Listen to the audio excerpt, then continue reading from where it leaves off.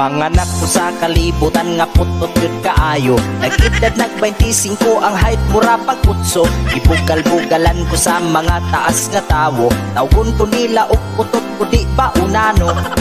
Ngano kahang akong mama o papa puwerte mang tag-asa.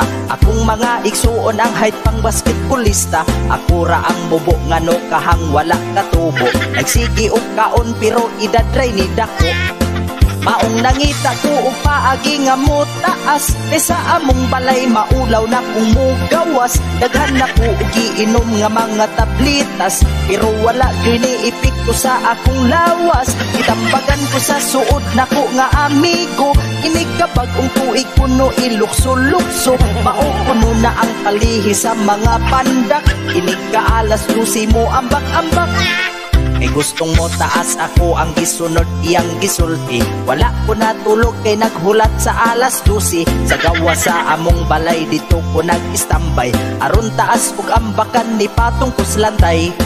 Pagka alas 12 perti na kong lukso-lukso. Sa ibabaw sa lantay nga gabok na di ay to. Sa akong ka-excited wa na ko nakapantay. Kahapit na di ay mahugno ang among lantay. Sa dugay na kong balik-balik ug ambak-ambak. Kasalog nga kawayan sa lantay kay nabuak.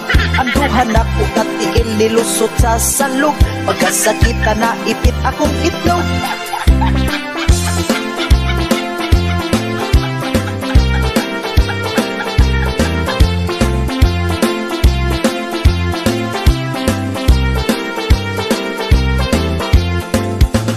Alas 12 perti na kong lukso-lukso. Sa ibabaw sa lantay nga gabok na di ay to.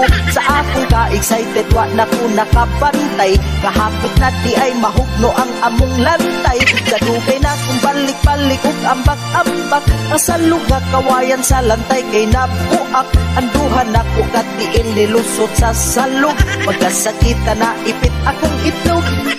Pagkasakita na ipit akong itlog. May lang unta o pili ni Mabi.